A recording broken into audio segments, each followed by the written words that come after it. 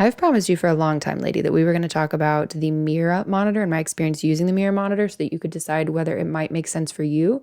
Today is the day. Hey, lady. Welcome to the Postpartum on Purpose podcast. If we haven't met, my name is Anne-Marie. I'm wife to James and mom to 5 beautiful kids, ages 9 and under, with 1 miscarried baby. Here we see postpartum, all the way from birth to the first year of life, as a time of grit, growth, and grace. This is episode 85. Hi, lady. If you were listening to this close to real time, I did not record last night like usual because for 2 reasons. One fun, one not fun. The fun reason was it was the feast of the solemnity of the Annunciation of Mary when the angel Gabriel appeared to Mary and asked her to be the mother of Jesus, and she said yes. And my diocese held a wine, chocolate, faith night to celebrate the solemnity, and that was lovely. And I got home from that about 9:30. But I still had thoughts. About recording the podcast episode, except that the baby, now 9.5 months old, had a fever and then puked on me and a lot of other things shortly after I got home. And that just was the end of that. And I would love for your patience with me today because for 2 reasons also. One, I did not sleep very much last night. I slept in her room because with the fever, I just wanted to see, and the fact that she hadn't kept the Tylenol down because, of course, she had just taken Tylenol and then she puked. So it didn't seem like that was really in her. But of course, you don't know, so you can't give more Tylenol, generally speaking, until the time frame is up. But anyway, I didn't sleep a lot last night. But this is really important to me. I wanted to get to this today and to record it for you. But then also, I made all these notes yesterday during my kids' homeschooling time. And they're all written in sparkly purple marker, and it's a little hard to read them. It's a little hard to read what I wrote, so just bear with me if you would. I would be so grateful. Let's get started with free things. Now, free things, if you've been around a minute, you know, is mental shorthand for a reminder, a gentle reminder always, to you and I both, that there is always something we can be grateful for, and that a rich, beautiful, meaningful life is available to all of us, no matter the size of our budget or our family. Free thing this week is a little unconventional. It's a little outside the box thinking, but I would love for you to think outside the box and unconventionally in this way too. I received 2 separate phone calls from people this week, one from my sister and one from a college buddy who was letting me know that he and his wife welcomed their newest baby a couple weeks back. And I thought, for somebody to call and share good news, as my friend did, it's just very thoughtful. It's very kind. It's like, hey, I thought of you and it was important enough to me to call you on the phone and tell you about this, tell you what's going on in my life. That was really good. I appreciated that update and the opportunity to hear what's going on with him and his family. And then with my sister, it wasn't particularly anything special or unusual, but more of just a check-in call. And I appreciate that a lot too. We had a really frank, thoughtful, helpful conversation, I think, for both of us about intimacy within marriage. And of course, you can't have that kind of conversation with just anybody all the time. And I appreciated the opportunity to have that with her. That was really good. I liked that a lot. I think that's it. I think just that I received phone calls from people this week to check in, but then also to share good news. And that was really good. The one small change this week is actually one huge change. Our mortgage is paid off. As of Tuesday, we are debt-free, completely debt-free as a family. Now we turn our attention to getting pre-approved once we get all the painting done in our house so that if a bigger house comes our way, we can snatch it up, hopefully. I don't know. We don't know if that house exists or not, or if it will exist anytime soon for us. We'll see. But for today, we're just celebrating that the mortgage is behind us. We took out a 15-year mortgage. We paid it off in 8.5 years, and we're very grateful for the ability to do that. It feels really good. Today's topic, without further ado, the Mira monitor. All right, lady, I have talked to you about this off and on for many months now because, like I said, the baby's 9.5 months, and I think I have been using it for 5 months. I contacted Mira and asked them, hey, can you send me a monitor and some wands, is what they call the test sticks, urine test sticks. Can you send me a monitor and some wands, and I will write up a review for Natural Womanhood and then also do a review for my podcast. And they very graciously agreed to do that. I got the monitor in the mail and then 1 box of wands, which there are 4 different options. There's also one like specific to menopause, but obviously that doesn't relate to you right now, or perimenopause. But there are 4 different options you can get, and it's more expensive the more things you're testing, but you can test for up to 4 hormones. There's FSH, LH, progesterone, and estrogen that are tested by one. And then there's one that does progesterone, LH, and estrogen. And then the basic one that I have is just LH and estrogen. So, so I guess the 4th one would have been for perimenopause. So for you and I, only 3 of them really would be specific to us. But the first box that I got of wands was the free one of the Ultra, which is all 4. And so briefly, because I think this is important to cover the hormones and why they're being tested. You and I can both maybe, I don't do this as much anymore, but I used to kind of get glazed over when we hear about the hormones that are rising and falling. And if you see a chart, they're going sort of all over the place. But what we see is this, right? We should see FSH in the first roughly half of your cycle before ovulation. And then we should see an estrogen rise, like a really significant estrogen rise. As your estrogen is rising, that when it gets high enough, it triggers LH to surge. The LH surge causes ovulation, where a mature egg is released from your ovary. And if there is sperm there, bada boom, bada bing, bada baby, hopefully. And then after ovulation, your estrogen has a second smaller rise, but the primary hormone after ovulation is going to be your progesterone.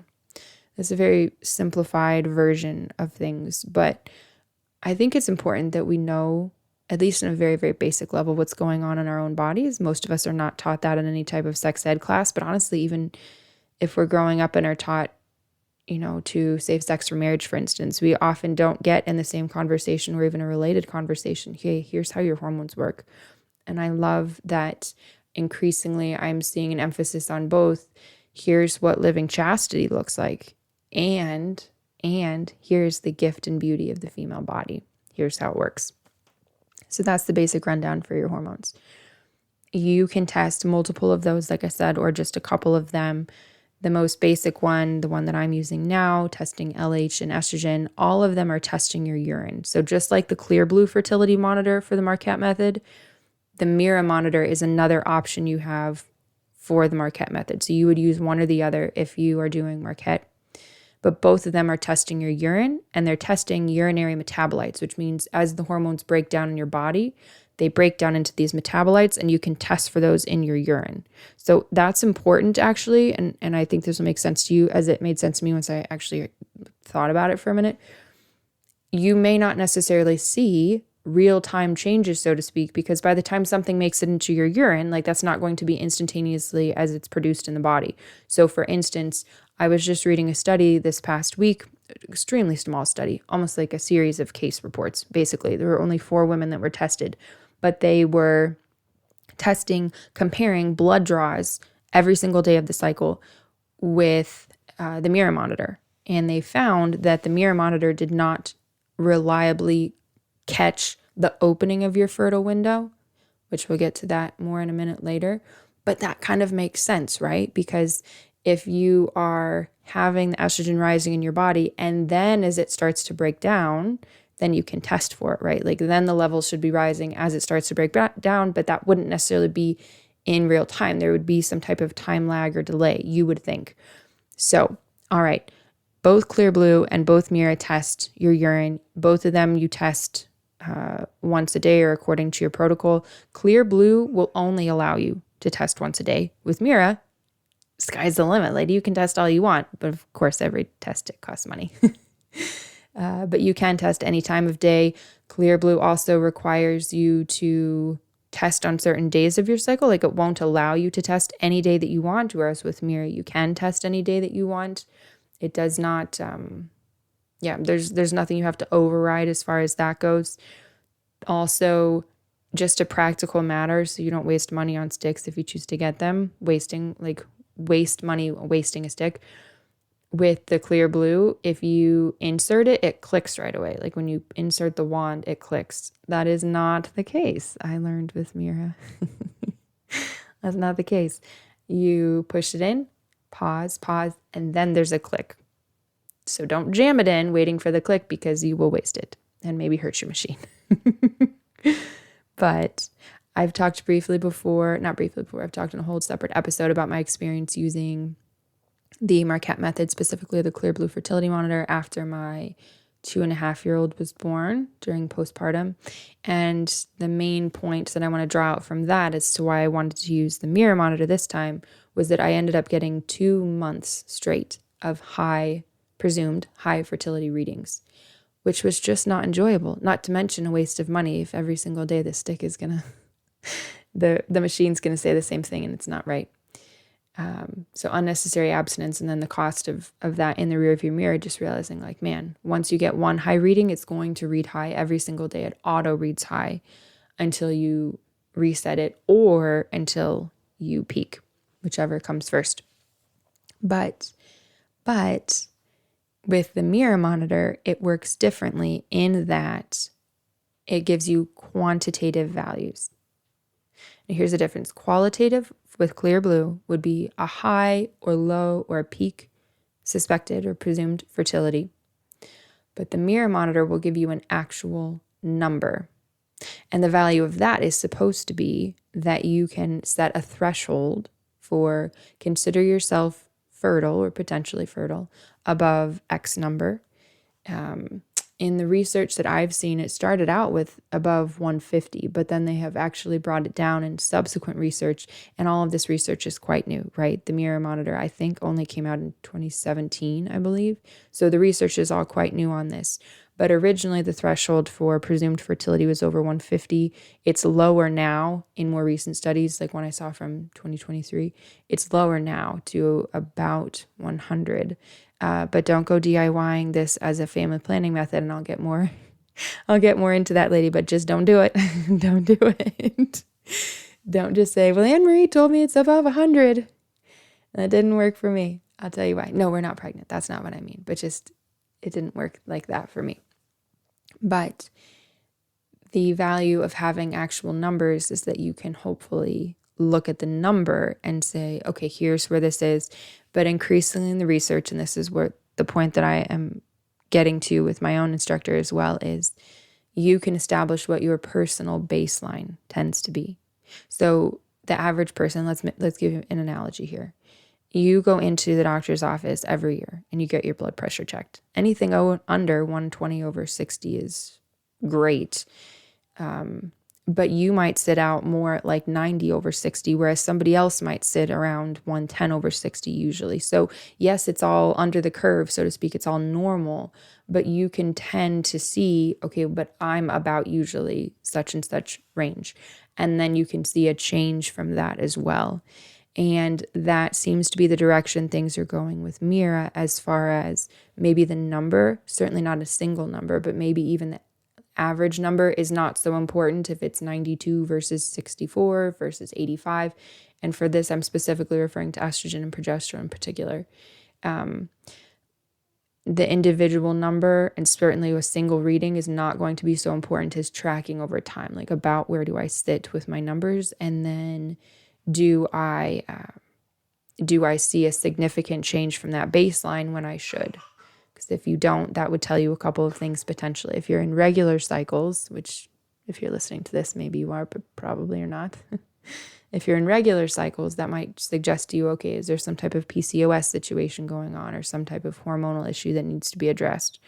But during postpartum, if you are breastfeeding, and particularly if you are breastfeeding and the baby is latching at the breast, because things change a little bit if you're exclusively pumping or pumping regularly, as in, regularly during work days. Okay. So specific to breastfeeding women before their 6th cycle, because after 6 cycles, you are considered to be in regular cycles or whatever your new normal is. All right. So you're breastfeeding, baby is latching at the breast. You will often have in those first 6 cycles lower estrogen and progesterone levels, right? You will tend to have those. And that is part of what makes postpartum charting tricky. You may not get the normal rise and fall that you would during regular cycles, during postpartum, and you can also get fluctuations. So you can start to see an estrogen rise, but then you never have evidence of ovulation, which would be a rise in progesterone, like a rise in your progesterone levels if you're checking them. If you're not checking progesterone, which, like I said, the ones I'm using right now aren't, they only check LH and estrogen, then you would be presumed to have ovulated if your period comes, right, within 2 weeks or whatever. But so when I was first charting, the first couple of months, and actually I should say I used the Ultra wand first, the one that tests for 4, and I figured out what my baseline was of estrogen. And then I used a pack of the next level down of wand, which tests for 3 things: the estrogen, the progesterone, and the LH. And my estrogen levels and LH levels stayed very steady, very stable from one type of wand to the next. But here's what happened and surprised me after that. Then your girl was on her own paying for her swans. And so I just started doing these plus ones that do LH and estrogen only. And the very first day that I used a plus wand, my estrogen level dropped by 30 points and stayed consistently lower as sort of my baseline changed by 30 whole points.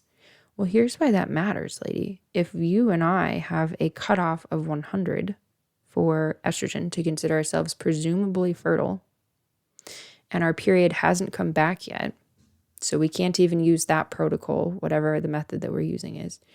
We can't even use whatever the protocol is for cycles 1 through 6. We're in what's called cycle 0. Like, period could come back today, in theory, or in 6 months from now, and we don't know. It matters.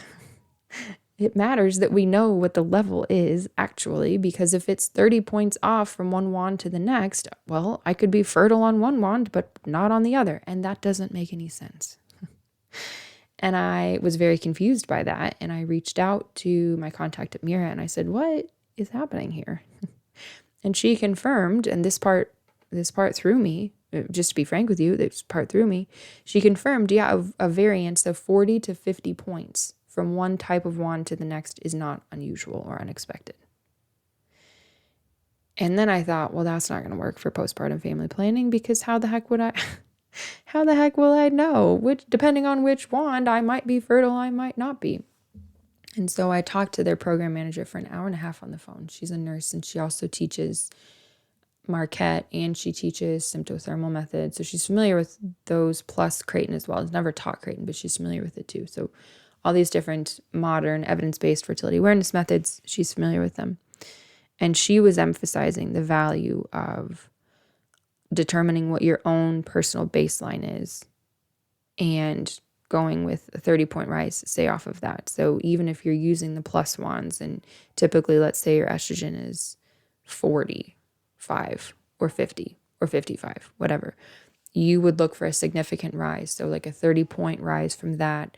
And then even if that number is still under 100, then you would be looking at that as your indicator of changing fertility.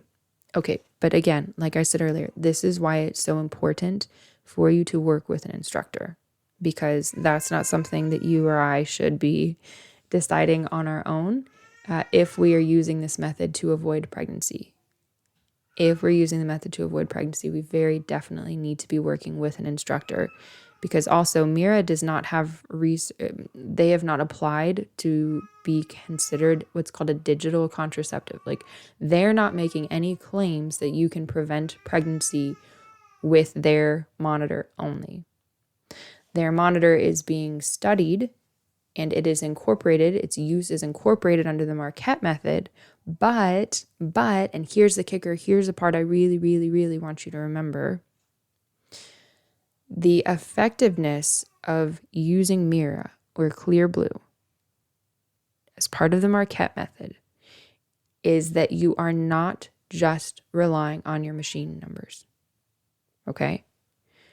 Once you have got your first cycle back, there is a protocol in place where you begin abstinence on a specific day of the cycle, no matter what, even if your monitor is reading low at that time, by which I just mean like a number less than what's considered a fertile number.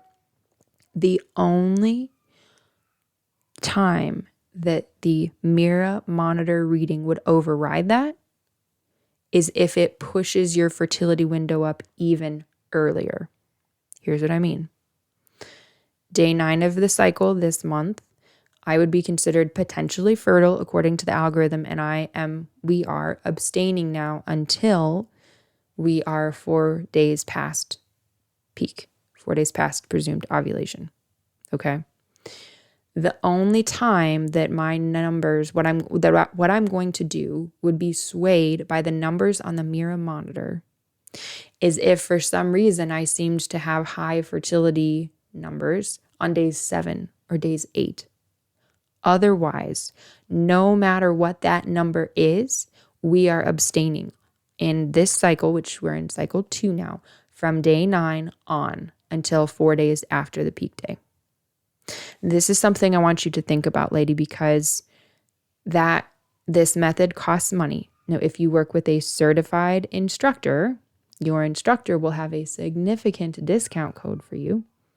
If they're a Marquette Method instructor, they will have a significant discount code for you that brings the number really close to Clearblue fertility numbers, actually, even though you're getting quantitative and not qualitative values.